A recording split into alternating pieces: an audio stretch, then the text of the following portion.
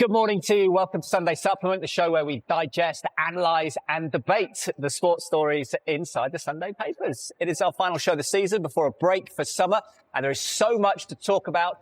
Here to do just that are Carl Anker from The Athletic. Welcome, Carl. Dominic King from The Telegraph. Good to see you, Dom. And the Sun's Jack Rosser. Welcome to you, Jack. Great to have you all here. Let's see what's making the headlines then this morning. No surprises, one story dominating here. Gabriel's heartbreak is the headline in the Sunday Telegraph after PSG beat Arsenal on penalties to win the Champins League. The Sun calls it Gabriel, with a picture of the Arsenal defender being consoled by Brazil teammate Marquinhos. The same picture on the front of the Observer Sports Supplement. Arsenal's agony is how they describe it. Sunday Times goes with pure agony after Arsenal just miss out on an historic double. And more on Arsenal in the Mirror, and also Slot cops it as Liverpool sack Arne Slot and approach Andoni Iraola. Familiar theme of heartbreak is reflected on the Mail on Sunday's back page, and there's more at the bottom of the page on Liverpool too. Gunners miss pot shot is the back on the Sunday Express, and below that, Slot of bother. And finally, the Star's headline is Gunner sting.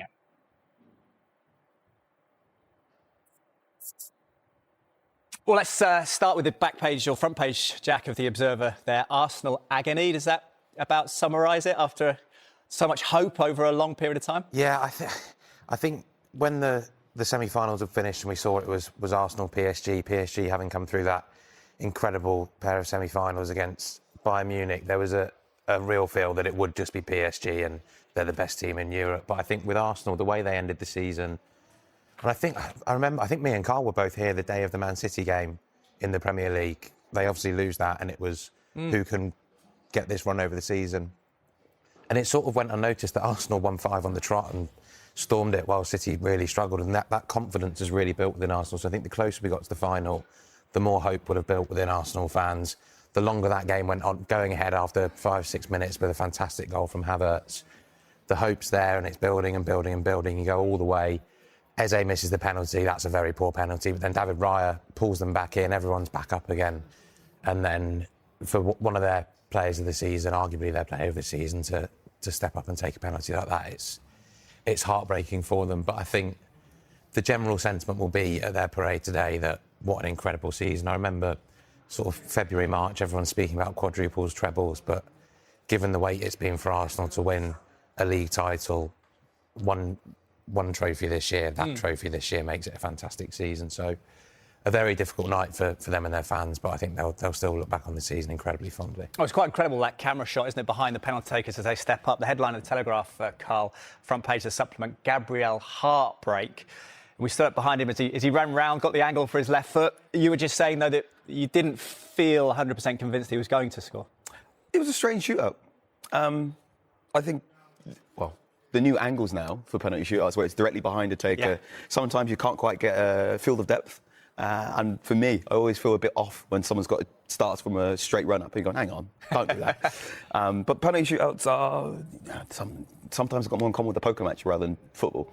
And for me, watching it, I didn't get the sense PSG's goalkeeper was going to save a single one.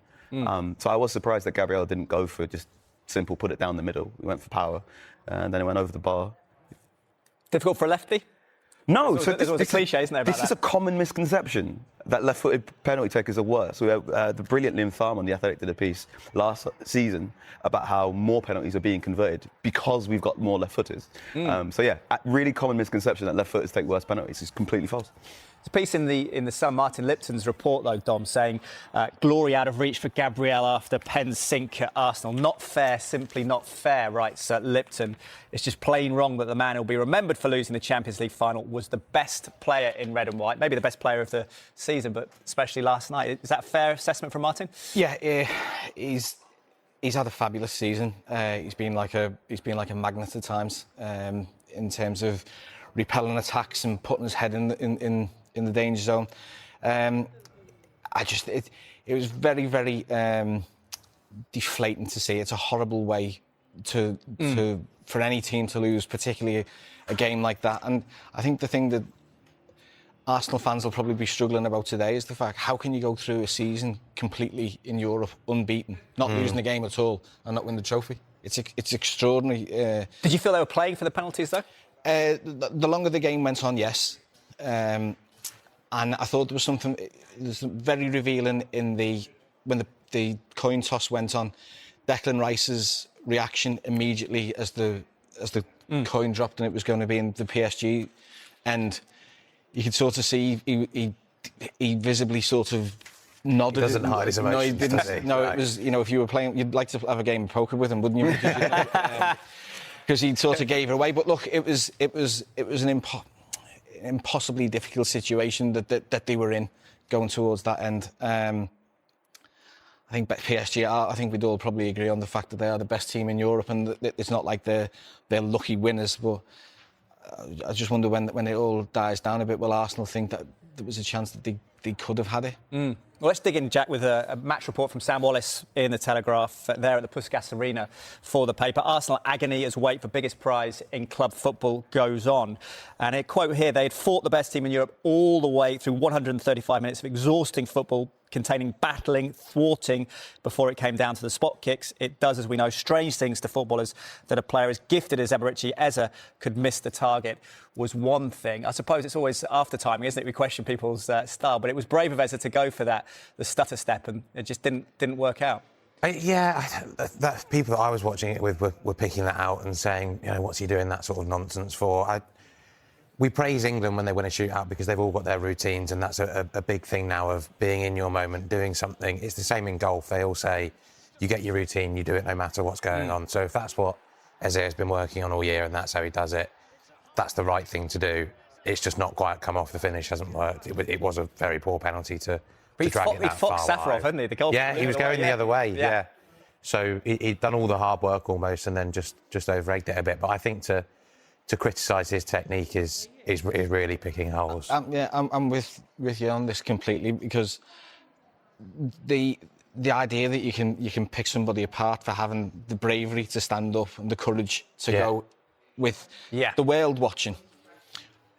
How would you react in the similar situation? Your legs might be sort of like jelly on the way to, and you walk up from the halfway line. He's worked on it. It's not something he's obviously just done off the cuff, is it? He's known what he's wanted to do. He's got it slightly wrong in the most high-pressure moment. He does not deserve any type of criticism. And he's a player as well that I know from speaking to people at Palace and people around him, sort of takes his preparation and looking into his game so seriously. He'll go during the summer. He comes across as an incredible really good person. lad. Really good lad. He's just he's been integral in the second half of the season to getting Arsenal driving forward. It's took him a bit of time, hasn't it? He's not had like a stellar first season, but he's delivered some massive moments for them. You think of the hat-trick against Tottenham, and just the way he's kept them ticking and maybe given them something slightly different across the run-in the second half of the season.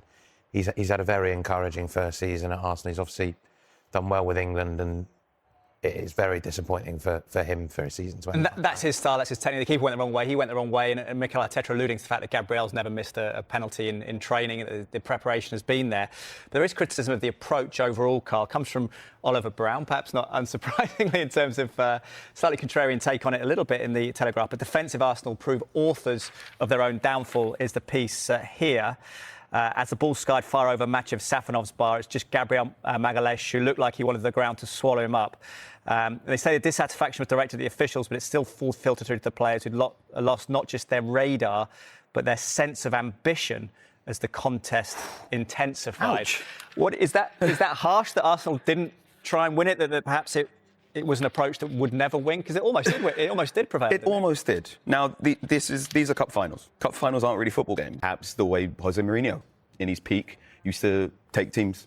So there's this 7 principles for Mourinho for a big game, which was the team that makes the most mistakes ends up losing. You reduce the amount of mistakes you make if you don't have the ball. And we saw this at his time at Inter Milan, at his time at Real Madrid, and eventually he caused loads of problems at Real Madrid because they wanted the ball. But from the very first kickoff, Arsenal put the ball up in the air, and you're going, right, okay, we know how they want to play. They get the goal early. It's a phenomenal goal. Kai Havertz shooting from an angle that I think many people wouldn't have expected to. But it felt like he'd messed the chance up, didn't it? You're sat there thinking he'd gone too far wide. Reminiscent of Ryan Giggs against Arsenal in '99 in the FA Cup semi-final. That's a high praise. Wouldn't make that. No dribble, obviously, but finished the angle. But I think this shot and the fact that he's shooting from this angle, that's a man of ambition. He is now among, I think he joins maybe 4 other players to score in more than one European Cup final, Champions League final, I should say. I want to get my numbers right. And from then on, in that first half, the thing that really, really stuck out was Mikel Arteta not stood in the correct area of the technical zone, as he very often does, and you've pointed out more than once, but constantly orchestrating Arsenal, which have a phenomenal off-the-ball shape. There were multiple points in that first half where PSG have the ball and every single avenue is closed, and that was the game plan. Was the game plan the same regardless of whether they could score that goal in the 5th minute? I think the game plan was score a goal, suffocate them, nullify all their best tools, and perhaps scoring early might have meant they had to go to that well earlier than possible. But I think they were fantastic in that first half. That's the most timid I've seen Kvaratskhelia play in the Champions League this season, and he's been phenomenal throughout the entire tournament. That was because of Saka helping out Mosquera. Yes, and Mosquera himself being brilliant. I think Miles Lewis-Skelly was fantastic yesterday as well. To think that he's not even turned 20 yet, and he's going toe-to-toe with some of the best midfielders in the world. That was a very, very, very good first-half performance. But, like you said, Dom, the moment it gets to extra time, I went for a walk. I went, well, this is going to penalties. There's no way anyone's going to gamble here to try and score a goal. No. So, and this is it. If you are trying to... Mikel Arteta's approach is to reduce the amount of chaos in games of football because he trusts his players to eventually outlast, outrun, and get that 5-10 extra %. And that will work in a league campaign because Arsenal are better equipped for the rigmaroles of a 38-game season, a 50, 60-game season than anyone else in Europe right now. In a one-off game, the chaos will come eventually, and I think that's how you get Mosquera giving away penalties. Is it against Arteta, or is it just the circumstances of the situations unprecedented for this group of players? Because Oliver Brown says perhaps it was anxiety that inhibited them, after all, from being too expansive, or were they shackled by the head coach, the manager? I think both things of that can be true. Because the Champions League final, any European final is different. I'm probably count on the fingers of one hand a classic game, and I wouldn't even sort of say a classic entertaining game that you see in finals in Europe. That's just not what it's about. But that was the absolute game plan for him, wasn't it? Score early and nullify them. And I was watching in amazement at times of how well drilled they were. The shape of them when they were out of possession was as good as you'll see from a team defending.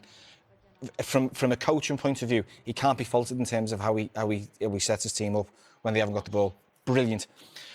But I started getting concerned for Arsenal when they were doing unnecessary things, like Mosquera when he got booked early in the second half for deliberating on the throw-in, and just the things that you're going to wind people up. You know, you don't have to do that because they've got good players. The more you start reverting to the gamesmanship or breaking up play or whatever, you find yourself subconsciously coming back and back and back, and that is. There was a spell where they lost their heads a bit as well, wasn't it? I think around the penalty shout, Arteta got booked, Rice got booked, and that they did really seem to struggle to just have a bit of control in that moment. But you're right in terms of the setup of the confidence as well to just go, we're going to sit here, we're going to keep narrow, we're well organised, cross it as much